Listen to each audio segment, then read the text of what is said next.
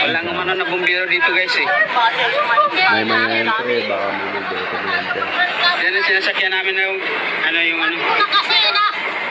Rosie 117. Papapalitan natin yung sa Jai kanila. Summer. Lahat ng ano, apoy Jai oh. Summer. Hindi na kayo pera, hindi ako kaya.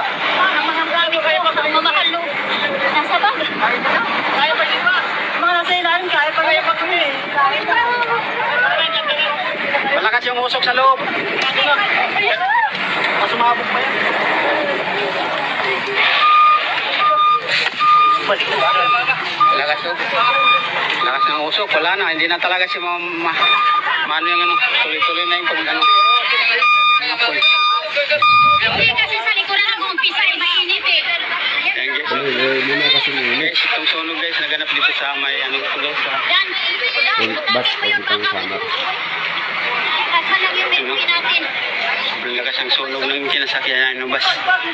Biyahe ito papuntang Samar. Ibang gamit pre, hindi na nakakuha. Okay naman, mainit.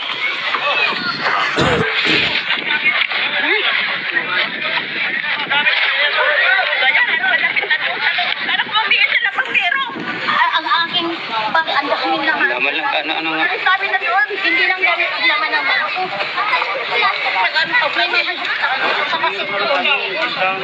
Sinabi ko na kasi hindi na panausap. Isang natawanan lang ako. Oo, ayaw nga. Biro eh. Sabi daw, sa bulong lang eh. Nakulong ka sa atin na. Kaya nga eh. Ayaw daw kasi. Bulong lang, sa diesel lang. Ngayon, pati gatas ng bata, ano nililiin ang ako? Nandun na. Babalik ko lahat yun. Pati cellphone namin, pati pera. Grounded. Yung mga gamit dito guys sa labas. Kaya nakasunog. Asan yung gamit? Wala na oh. Papas na yung ano. Kaya doon napipisa sa Apoy. hulihan yung apoy. Kasi nandun yung makina. Pinayad natin, ibabalik dahil ang Nandun yung Init. Sobrang init. monitor. Nandun yung ventilator. Natin na malayan eh. Ito ang darating. Ayan na, puro ka na, okay? Yung bata ka mo, buti na ilabas Ay, ko. parang si ano dyan sa ano, yung naundan pa magsitingaw na ano. Wala pang rescue. Nabilit kami. Walang nagre-rescue dito guys sa ano. Kaya dito. Nasunog yung isang sasakyan na ano. Saan ba naramdaman yan?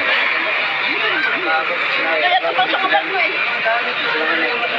Nagsimula sa usok. Pagkaran namin, nagamit yun. Hindi na isalba yung ibang gamit sa loob. Siguro yan. Ayun, puputok na. Mga bintana yun. Pud na yun pre. Ubus. Pati na. Ubus talaga. Sasakyan. Maganda ang mga salamin yun.